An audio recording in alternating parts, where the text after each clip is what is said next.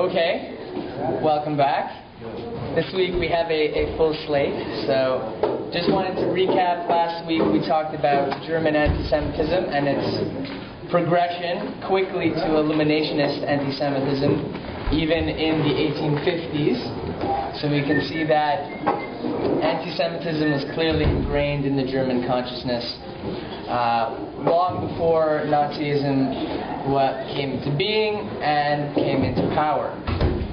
So at the end of last week, we decided we would look at European politics pre-World War I and then going into World War I, just to try and understand the landscape of Europe, to try and get a broader picture to what exactly happened in World War II and in the Holocaust era.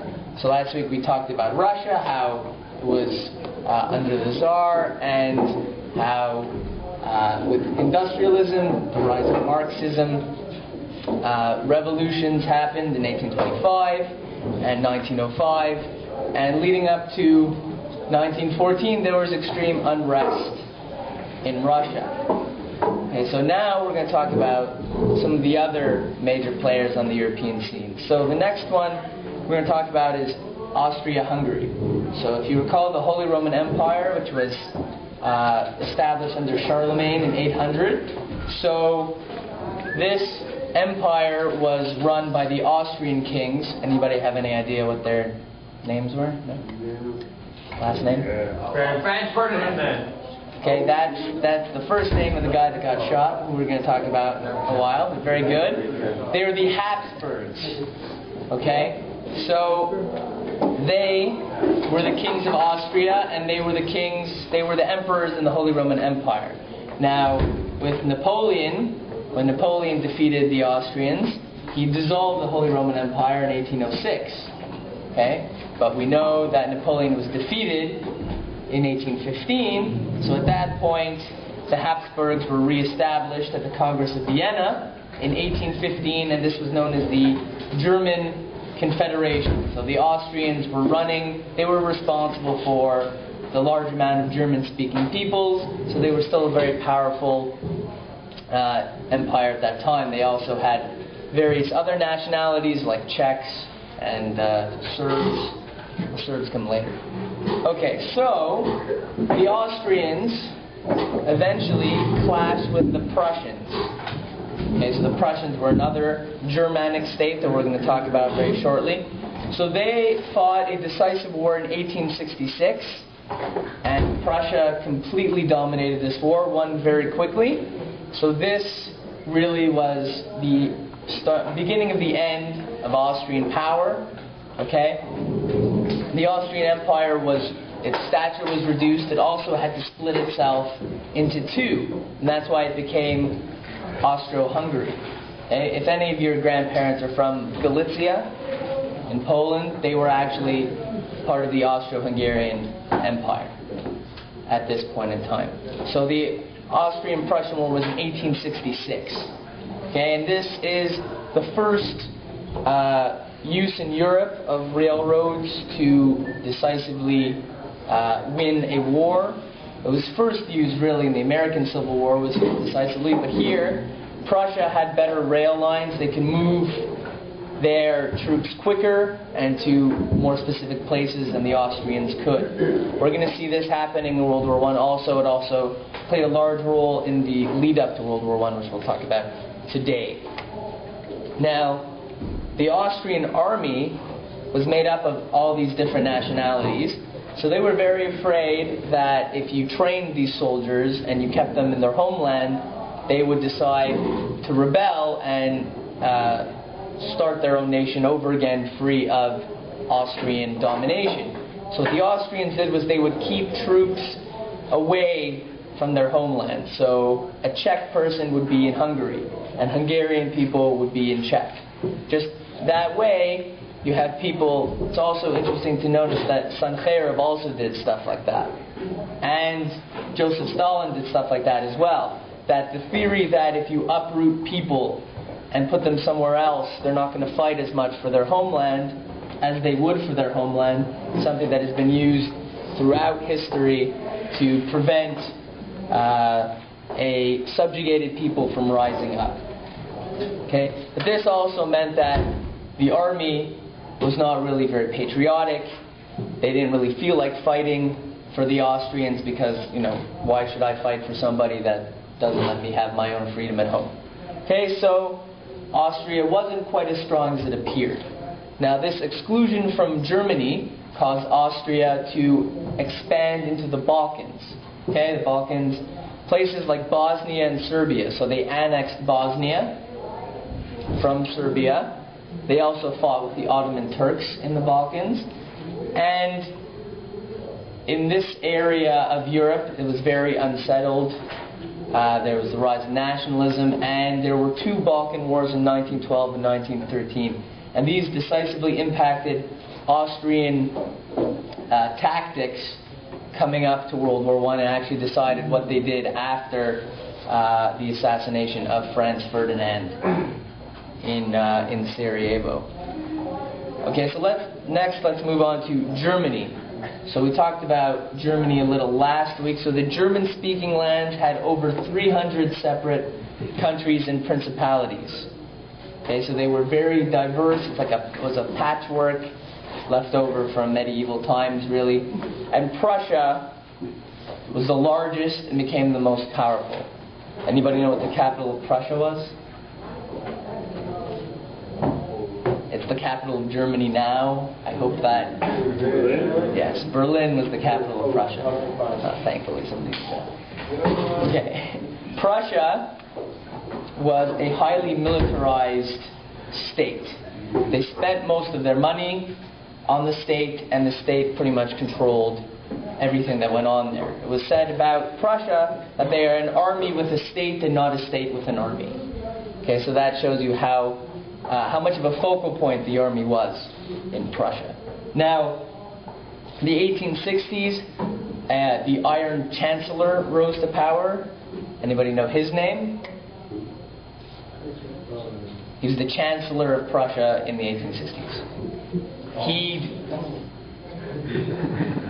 No, not Stalin. They named a famous ship after him, and the British sunk it in World War II. There's also a movie, Sink the Bismarck. His name was Otto von Bismarck.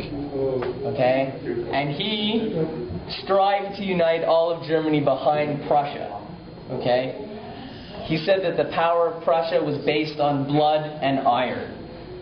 So Prussia diplomatically was willing to use their army to further their own gains.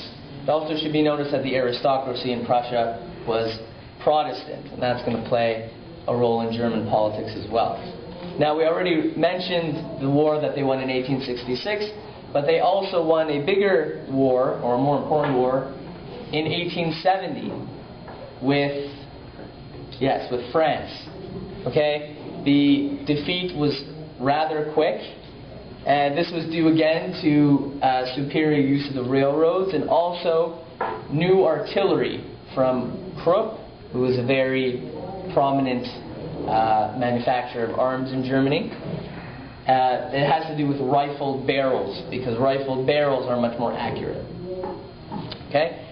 They laid siege to Paris for 5 months. At this point in time, this was the first use of artillery, as the first use of anti-aircraft on a populated city. But at this point in time was also the establishment of the Paris Commune, where they tried to live with the communist spirit for 5 months. This was when Marx became a very powerful voice on the European scene. That was actually put down rather bloodily, but the war itself ended on January 18th, 1871, where Wilhelm Hohenzollern was crowned German emperor at the Palace of Versailles Hall of Mirrors in France. Anybody know what else happened? The Hall of Mirrors? World War I ended? World War I actually, where it ended... No, they signed the thing. Yes, it ended in a railway car in... I can't even pronounce it, it's like Company or something. But that's where they signed the treaty that was horribly unfair to Germany and was really the starting point for World War II. Okay, but at this point in time was the first time Germany was united ever. Okay, and Wilhelm II, so Wilhelm's son, they were very good with names. They desired to make Germany a world power, but specifically by making Germany a naval power. And this was an obvious threat to England, we're going to talk about in a second, and this caused a naval arms race, which is also another reason for the start of World War I. Okay, now, quickly let's move on to France. This one becomes a little interesting. We get to guess how long these things actually lasted for. So we had the French Revolution, 1789. Okay, that lasted till 1799 when Napoleon was crowned emperor. Okay, Napoleon's last defeat was in... When was the Battle of Waterloo?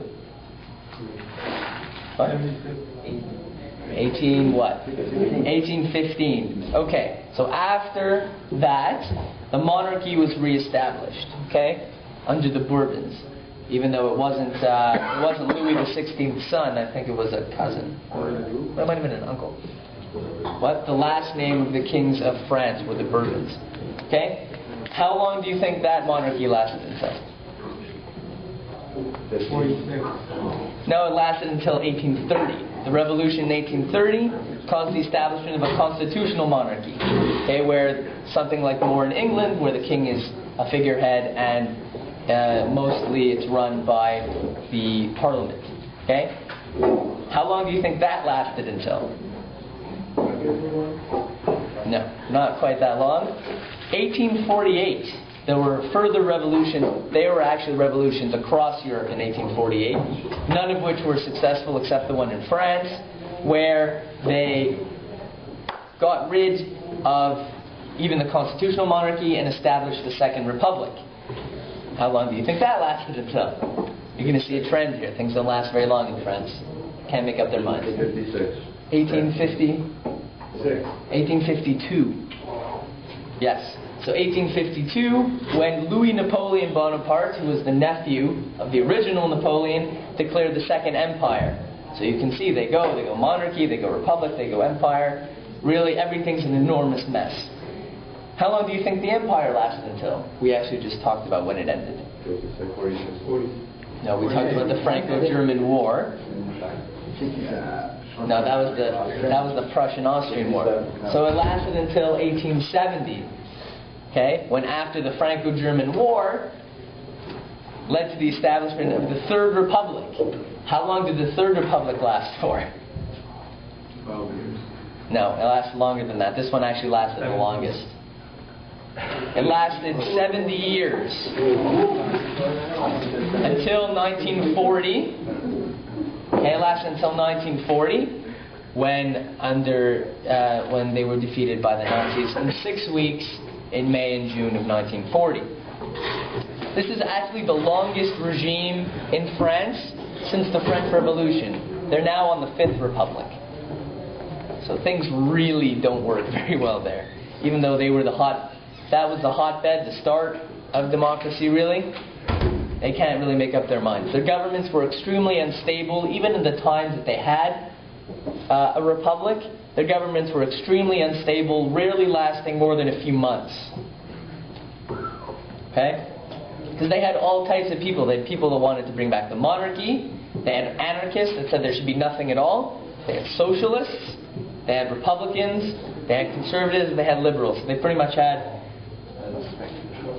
any type of political stripe that you could possibly have, they had it. Okay? But in the War of 1870, the Germans confiscated Alsace-Lorraine, which interestingly is where Alfred Dreyfus came from. So it's interesting that had things not gone that way, he would have been a German. It's something to think about. Now, after the War of 1870, there was the rise of nationalism, extreme nationalism in France to avenge the loss of 1870. The French really built their army, they built their political system on the basis of avenging their defeat of Germany. So at some point in time, things were going to come to a head, and they were going to take on Germany again. Okay, next we move to England. Okay, so England, after the Battle of Waterloo in 1815, did not get involved in any wars on the European continent until World War I. Okay? So this period was known as the Pax Britannica, which is reminiscent of the Pax Romana, where the Romans had peace all across their lands. Similarly here, the British Empire was extremely large. At this point, it was over 6 million square miles. It was huge because they owned all of India, which is really India and Pakistan. Okay? They didn't own North Africa yet. That comes later. But they owned huge amounts of land. Okay? The Royal Navy was extremely powerful. Most powerful army in the world. Most powerful navy in the world. Excuse me. The Royal Navy strives to be more powerful than the combined strength of the next two largest navies combined.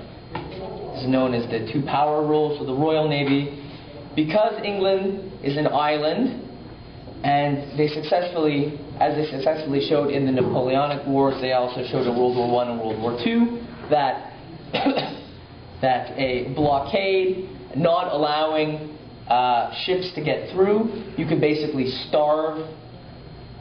You could starve the island, and if they wouldn't have this defense of the Navy, they would essentially be at anybody's mercy. Okay, so you've seen this again and again, the Spanish Armada. They would do it again to Napoleon, as I mentioned. They did in World War I, which drove the Germans to engage in unrestricted submarine warfare. They also did in World War II, and they were actually losing that battle, the Battle of the Atlantic, until the establishment of the convoy system. Okay, but we'll talk about that a little later. Now, it should be noticed that they had an extremely small army. Okay, so their army was much smaller than any army of any continental power. Okay, so their army really consisted of an expeditionary force. It was extremely small. Now, you're South African, right, Chair? Yeah. Okay, so what is the only significant war that the British fought in between? What? Whoa. Yes, the Boer War. When was that? No idea. Okay. No, 1899 to 1902. Okay? They fought the Boer War in South Africa. They also fought in Sudan, but that was much more minor. Okay, that was in 1898. Winston Churchill fought there. Became one of his major talking points. He liked to talk about. Now, as we talked about before, Wilhelm II wanted to build a very powerful German navy to combat the Royal Navy. And as we just talked about, that was seen as a direct threat to England's very existence. Okay, so they took this extremely seriously. So the German fleet began to grow first in the 1890s. Okay, but then in 1906, with the building of the HMS Dreadnought, okay, it completely changed the building of battleships.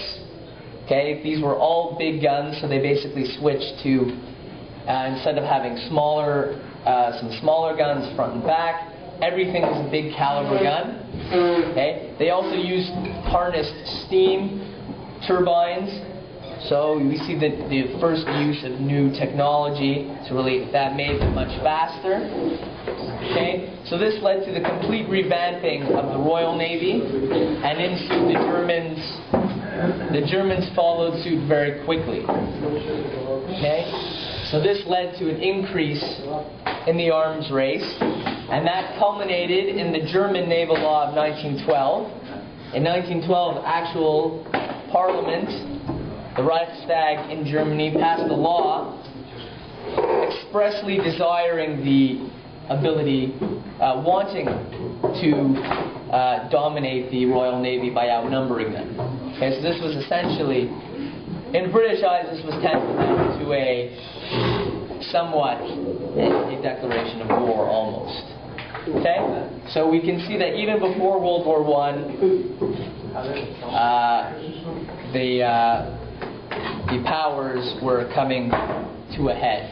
Barbara Tuchman has a great book on some of these things. She has a great book on what we're going to talk about in a second called The Guns of August. It talks about the beginning of World War I. She has a book before that about the death of empires pre-1914. It's an extremely interesting book. I forgot the name. It just popped into my head right now. But if I remember and any of you really want to read it, I would be glad to let you know. Yeah, that first last I've gotten. Okay, last we have is, thank you. Last we have is Turkey. So why is Turkey important to us in this? What? They're not. They're Turks. But either way. What piece of land did Turkey control post-1917? Israel. Yes, they controlled Israel. Thank you all for yes. At this point, it was called Palestine. So, remember we talked about the conquering of Constantinople by the Ottoman Turks in 1453.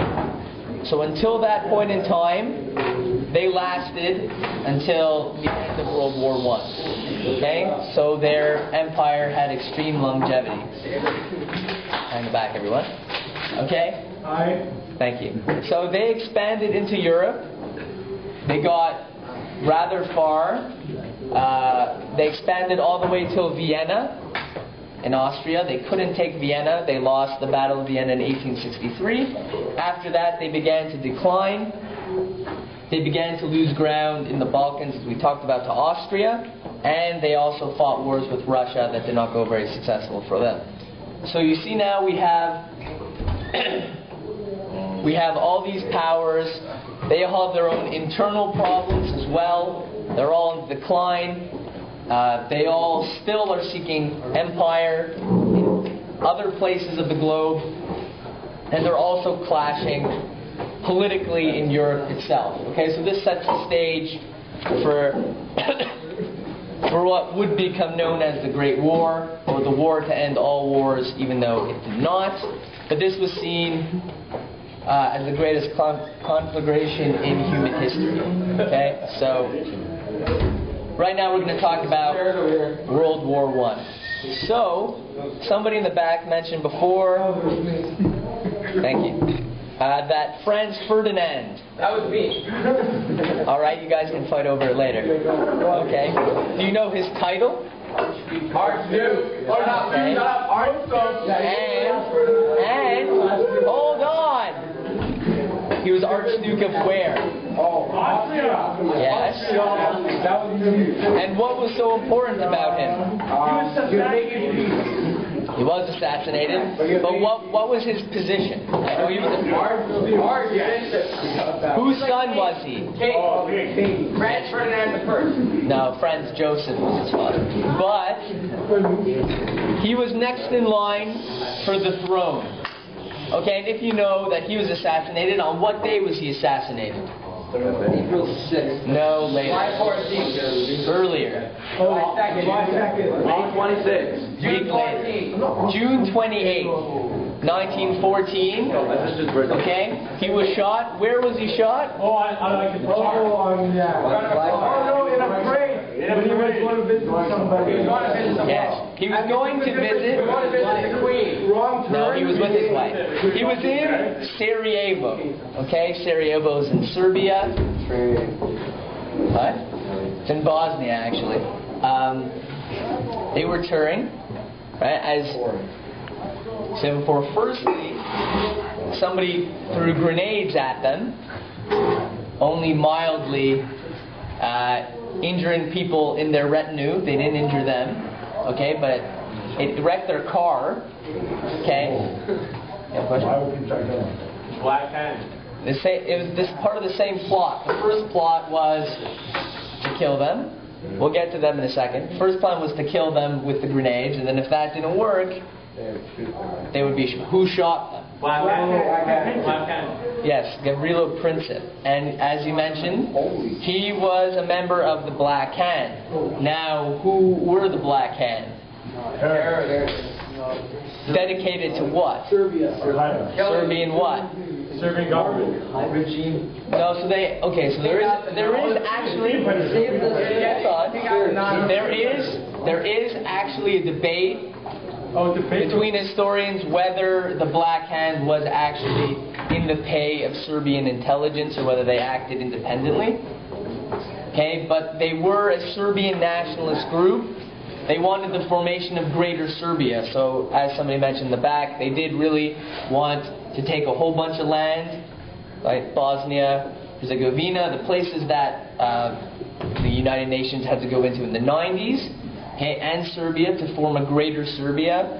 This also is reminiscent of the Pan-Slavism that was going on in Russia at the time. Again, this is where everybody became aware.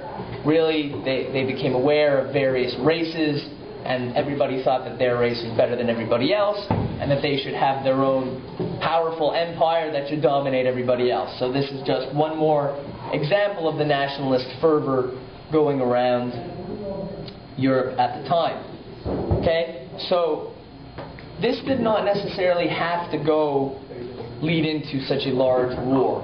Okay, actually, Franz Joseph actually told his daughter that he was happy that his son was dead because he really didn't like him very much, and he didn't want him to be his successor. Okay, so it wasn't necessarily so. His daughter also killed? What, Franz Joseph? No, his wife was killed. Him and Princess Sophia were killed. Yeah, they were both shot. How was she royal? How was she royal? Yeah, Yeah, she was his wife. I know, but any other way. You mean where is she? I don't think she was Austrian, but I'm not sure where she was from. They all intermarried.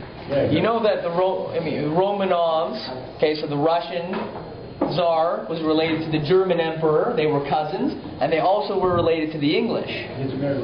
Okay, so they were all related. It's also interesting that this intermarriage, I don't know if you guys know anything about genetics yet, but just a science interlude. Okay, inbreeding can lead to something like Tay-Sachs. Yeah, the Romanovs had hemophilia, as did the English. No, that's your blood doesn't clot. So if you get a cut, your blood will continue to flow. Yes, that is definitely true.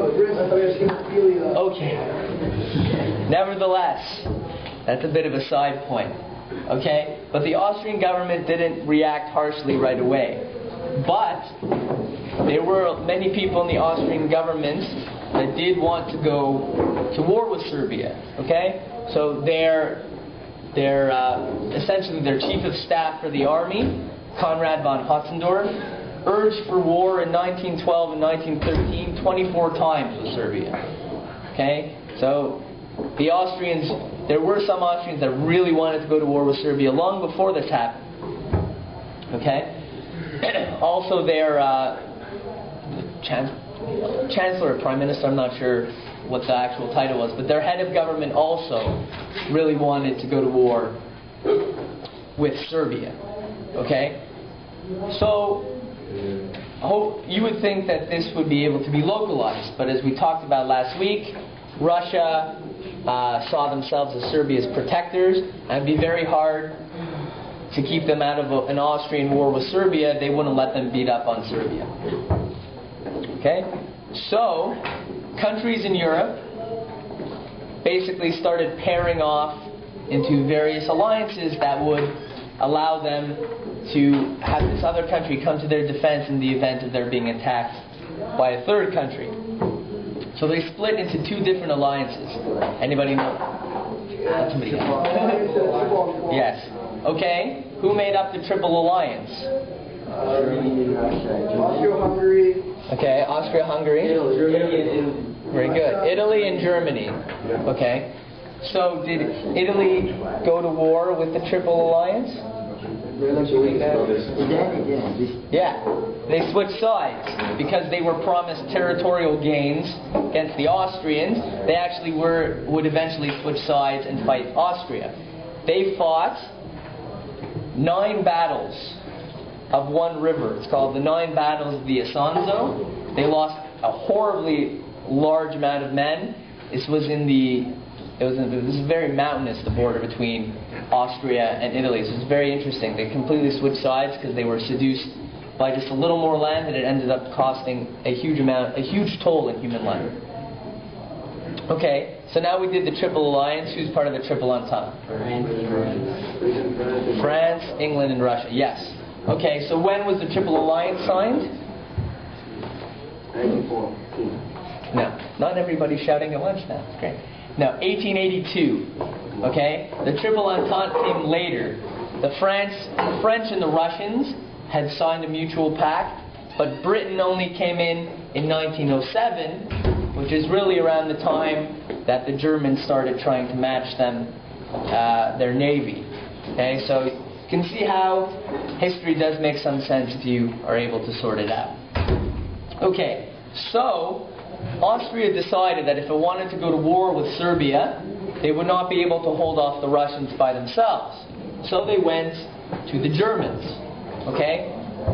They asked for their support, and Kaiser Wilhelm, who is known to, he was very enamored with the army, he was also very enamored with fighting.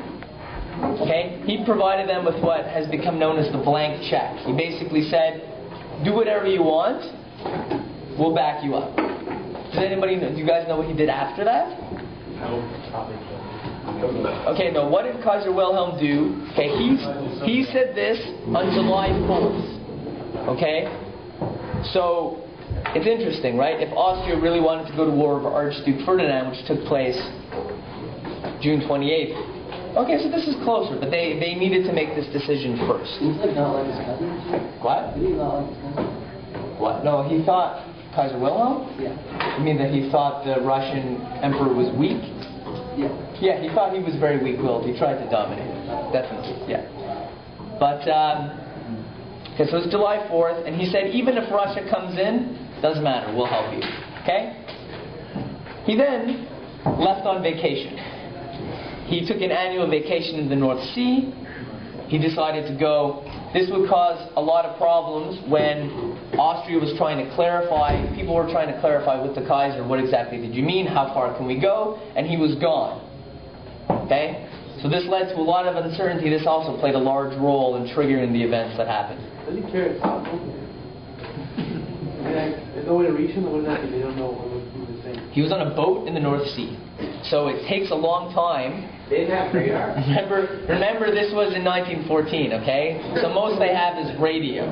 Okay? And Morse code. What? Why did they radio? Not radio. What kind of thing was like, the fucking... Morse code? Not yet. Yeah, okay. So the thing is that's not direct enough, okay? These things happen very fast, right?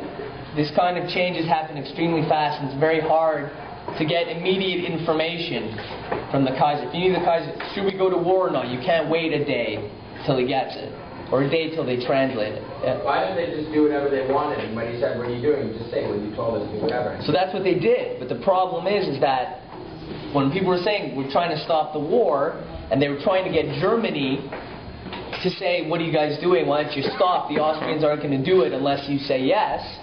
He was away.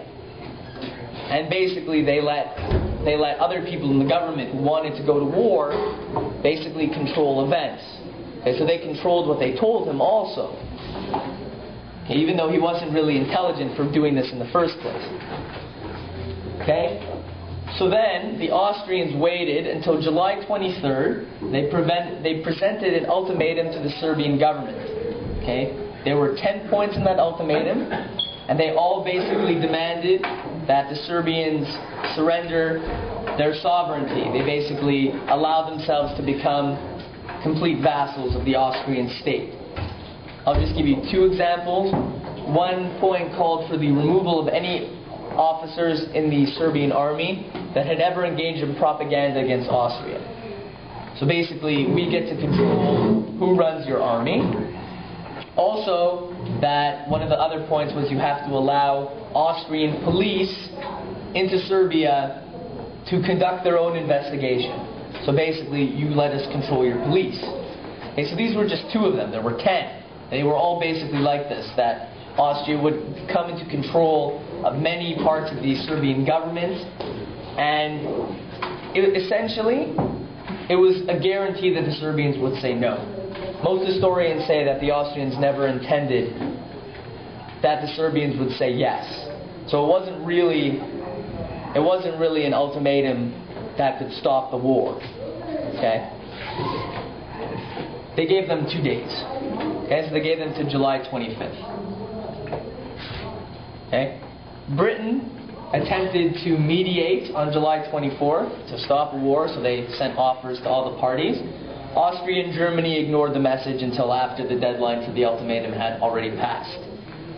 Okay, so if you read on the history on this, it just seems like everything was inexorably going toward this, just unable to stop. It's remarkably interesting. It's very convoluted. John Keegan has written a book called The First World War. It's very interesting.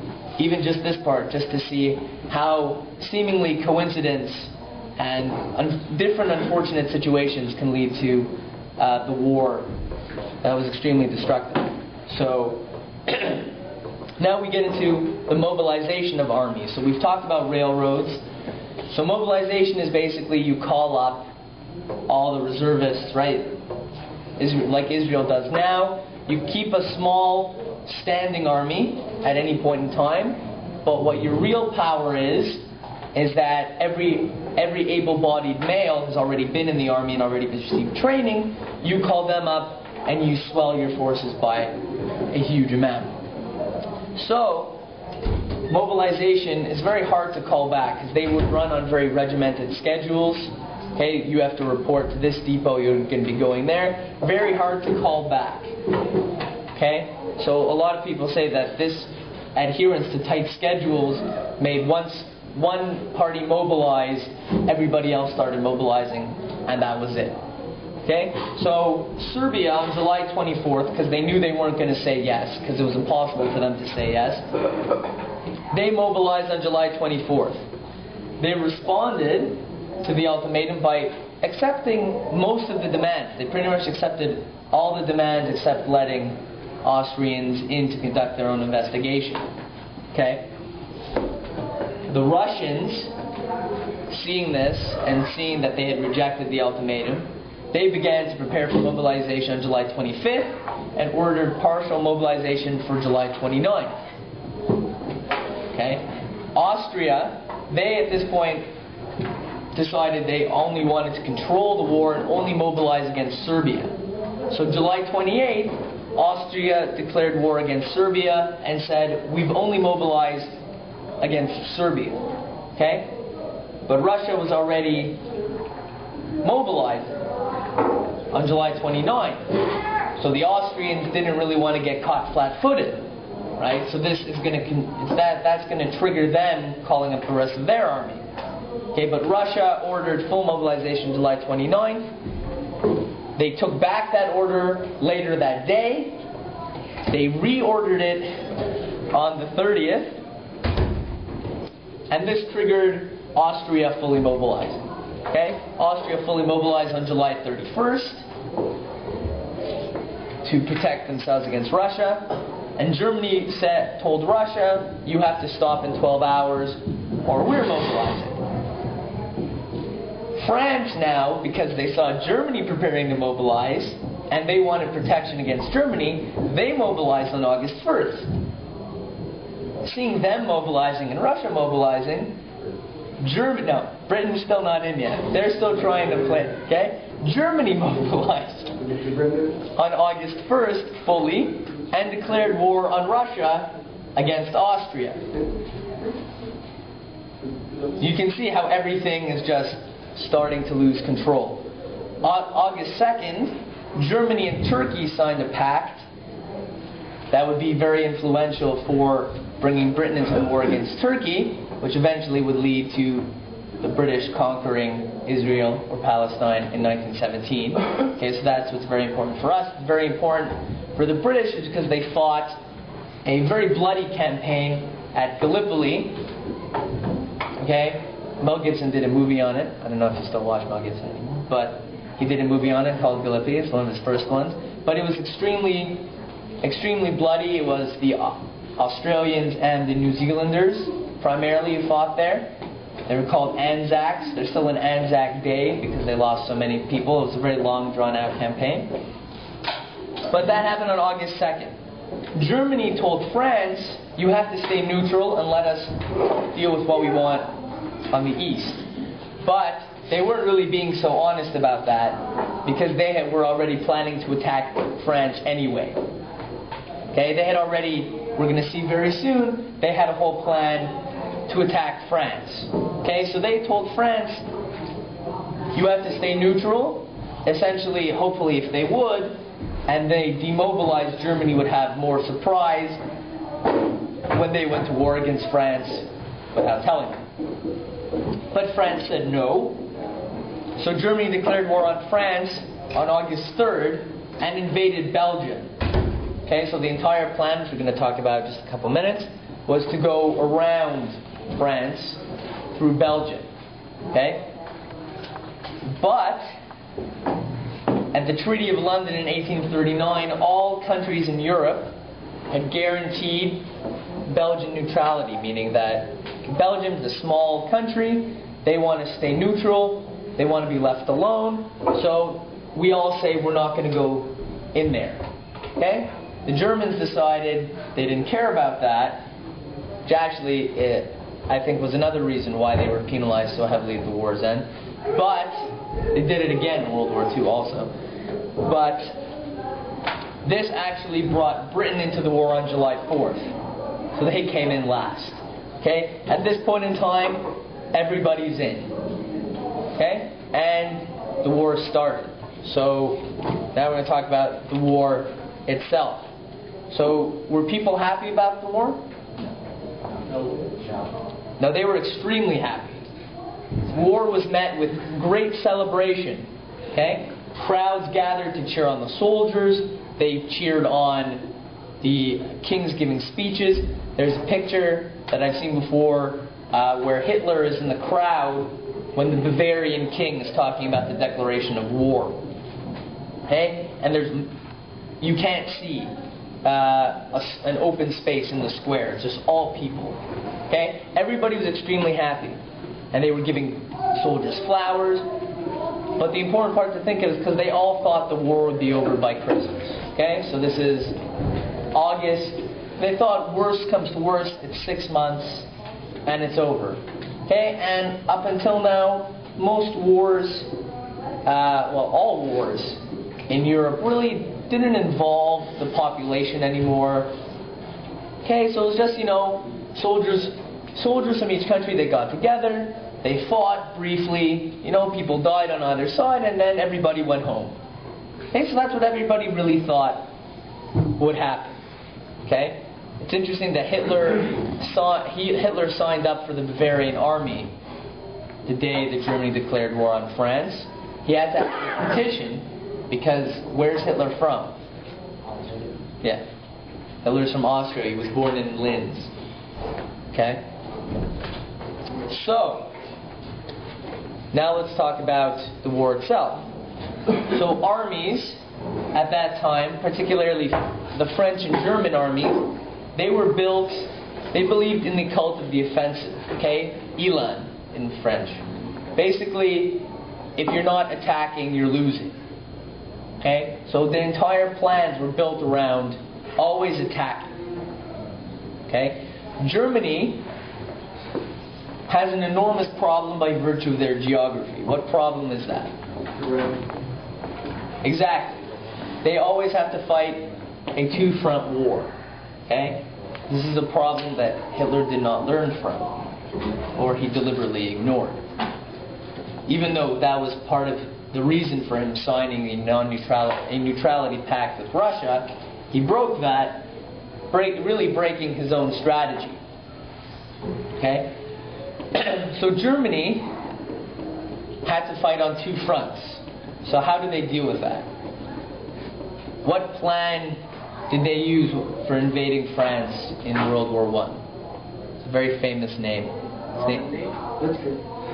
No, that's World War II. It's got very famous. It's named after the guy that wrote it. Very close. It was known as the Schlieffen Plan. Okay? Listen, if you say something German sounding, it's probably close. So, it was the Schlieffen Plan was devised in 1906. Okay? It was a plan that would commit most of the German army to fighting in France and leaving only a small skeleton army to fight Russia, because the thought was that Russia couldn't mobilize fast enough because they were such a backward country, that they would have at least 40 days. Okay? This was actual schedule. Every single day they had to get to a certain place. So it was very rigid. It didn't really leave enough room for error. Yes, very yakish. Which actually is one of the reasons why it was really flawed from the beginning. You really can't plan a war in such a regimented fashion. So they thought, okay, well, we'll win in 40 days, and then we'll go back towards Russia. So I wish I had a map of Europe, but the French border with Germany, okay, the Germans figured that there would be a ton of French troops there. So what they decided to do was they wanted to loop around them. Okay? Yeah, loop behind them. Okay? Right. So you have France, say Belgium, okay, and that's the sea, right? This is the sea. There, this is France, this is Germany. Okay? So they figured that the whole French army would be here. So it's what's known as the Great Right Wheel. What they wanted to do is they wanted to go around them and loop in behind them. Okay? And basically trap the entire French army around Paris. Okay? Like they did in 1870, they basically wanted to hem them in around Paris and just beat them into submission. Okay? This is very similar to things that the Germans would actually do successfully in World War II, but in World War II they would come from both sides, what would be known as the pincer movement. But this was just basically to come all the way around them. Okay? So, that's what they did. They would say that the sleeve of the most right-hand man would brush the channel. Okay? And then they would swoop down. So, they invaded Belgium. Now, this drew Britain into the war, which is going to have very important consequences. Especially for us as Canadians, if you have any Canadian pride. We're going to talk about some things the Canadians did here as a result of Britain being drawn into the war. Okay, but the Germans were held up by the Belgians. They actually put up quite a fight. They were stopped at the forts at Liege, okay, from August 5th to 16th, and Namur from August 20th to 23rd. So what they did was, again, there was new artillery made by Krupp. These guns were huge. They had a railroad gun called Big Bertha. It fired a shell that was, I think, 2 or 3 tons. Yeah, it was a railway gun. They had to mount it on rails because it was just so enormous. So they used these guns to completely destroy the forts. Doing that, they entered France, okay, but this is where the tactics of the modern age caught up with them. They would basically march rank upon rank, and the use of machine guns took an extreme toll on them. They basically would march headlong into the guns, and they took extremely heavy losses. Okay? At the same time, on August 14th, because of the cult of the offensive, the French actually attacked in the middle because they wanted to retake Alsace-Lorraine. Remember, we were talking about the French really were dedicated to getting Alsace-Lorraine back. They planned their entire army around that, so they tried to take that back. This led to what becomes known as the Battle of the Frontiers. It's really known that way because it was fought like in woodland and really wilderness at that time. They didn't find a lot of the people that were killed. Okay? They just lost them. They couldn't find them. French losses in this battle were estimated at over 300,000 people. Okay? Or German. It's also similar. The casualties in this war will be very similar. We're going to talk about some of the numbers, which are just enormous. Now, the Germans, actually, this almost worked. Okay, they got 43 miles from Paris. Now, the only people this time defending Paris, it's an interesting story, like General Gamelin, he basically got all the taxi cab drivers to drive people out to the front because all the guys were left were old guys that weren't in the army, And they were extremely desperate, so they basically, and the army had taken all the army vehicles. So he basically just went around like getting on taxi cabs. Any guy that could walk, essentially, come with us. But they didn't really need that because at the Battle of the Marne, which has become known as the Miracle of the Marne, okay, the British Expeditionary Force stopped the Germans, and that was really the end of the Germans trying to sweep in behind the French. This really triggered what became known as the Race to the Sea, which basically each army tried to go around the other. So if you think that, okay, so you think that the armies are over here. So the French tried to go around and go in this way. The Germans tried to go going that way, basically until they ran into the ocean and they couldn't go any further. Okay? Now, the final battle was the first battle of Ypres. Okay? There are going to be more. The last battle of Ypres, which I believe is the fourth and fifth, is known as a lot of people pronounce it different ways. It was Passchendaele, which was very major losses for Canadians. Okay? Yeah. So, at this point in time, in the east, quickly, right, there were really small German forces. But they actually managed to defeat two entire Russian armies, what became known as the Battle of Tannenberg. They used railways to move troops. They basically moved entire corps at a time. Corps is smaller than an army and is comprised of several divisions. Basically, so they took a small amount of troops and they let their whole army fight the Russians separately. Okay, so they were able to bring their full force at any one time on the Russians, and they were successful. This battle established the legacies of Hindenburg and Ludendorff. Okay, they both had to become very important in the Nazi era, even though they were very important in World War I. We're focusing more on World War II. Ludendorff actually came out to support Hitler in his beer hall putsch in 1923. And Paul von Hindenburg was the president of Germany, of the Weimar Republic, up until he appointed Hitler as chancellor in 1933, and then he died in 1933. So these men became very powerful, and the reason why they became powerful is this battle, the Battle of Tannenberg. Okay?